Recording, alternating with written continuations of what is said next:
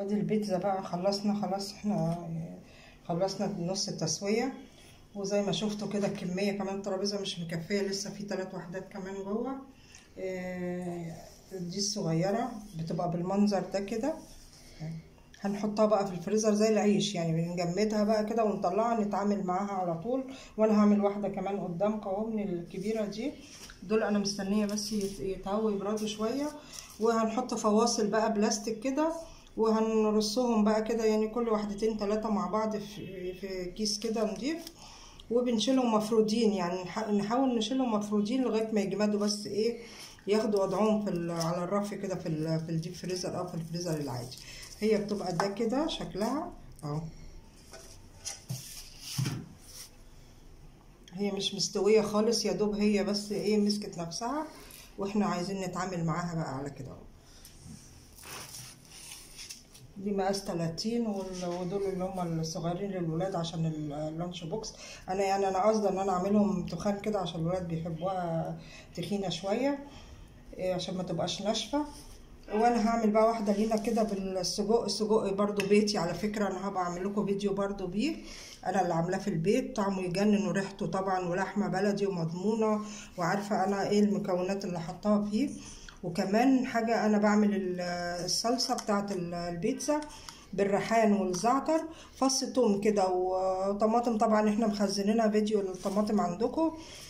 بطلع بقى كيس ولا كيسين طماطم كده يفكوا، وفصين توم كده يا دوب يعني ريحتهم تطلع ما يصفروش حتى، وبقى نروح رامين عليهم معلقه زعتر معلقه ريحان وفلفل اسود، ونروح نازلين عليهم بالطماطم، ونسيبهم يتسبكوا ونظبط الملح بتاعهم، وخلاص هي كده بتبقى تمام. وانا بعبيهم في العلب الصغيره دي، جميله قوي، ودي على قدها. بصوا عاملين ريحتها مش قادره اقول لكم عامله ازاي، الريحان والزعتر طبعا مهمه للبيتزا، وهي العلبه دي بتبقى على قد البيتزا، يعني البيتزايه دي. احنا هنعمل واحده بالسجق دلوقتي، الفرن لسه والعه بقى قبل ما اطفيها. احنا كده اعتبروا دي كانت مجمده وطلعناها، هنتعامل بنفس الطريقه دي.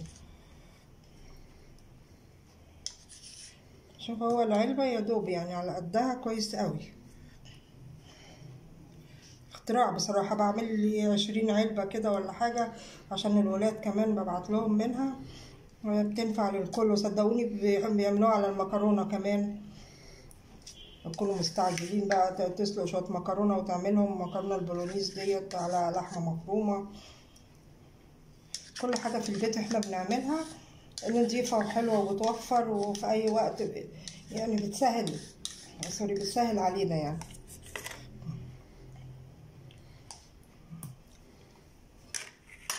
نحط بقى الجبنة، معلش انا بحب استعمل ايدي.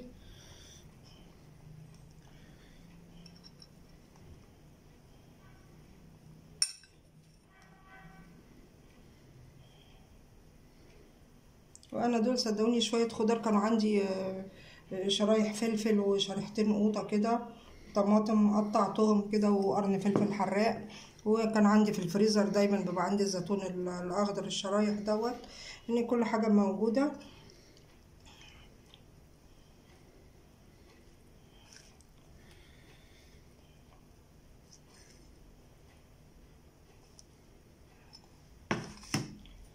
هاخد السجق بقى كده نظبطه.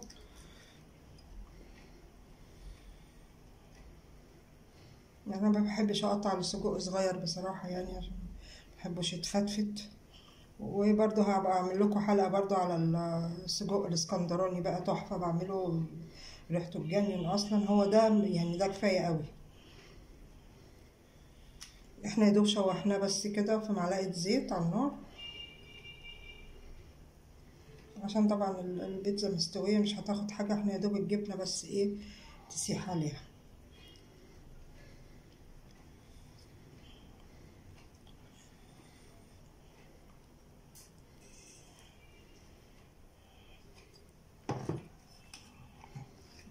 نحط الباقي ده كده. شوف ما خدتش وقت معانا زي الفل.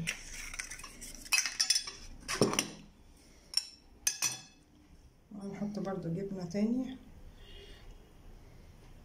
الجبنة دي براحتكم بقى، كل واحد على حسب ما بيحب يعني.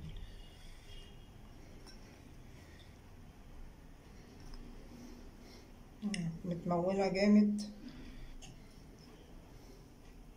العجينة اصلا طعمها لوحده، انا بحبها بصراحة لوحدها يعني من كتر حلاوتها. كده انا هدخلها بقى الفرن وهو سخن كده قبل ما اطفي، وهوريها لكم. خليكم معايا.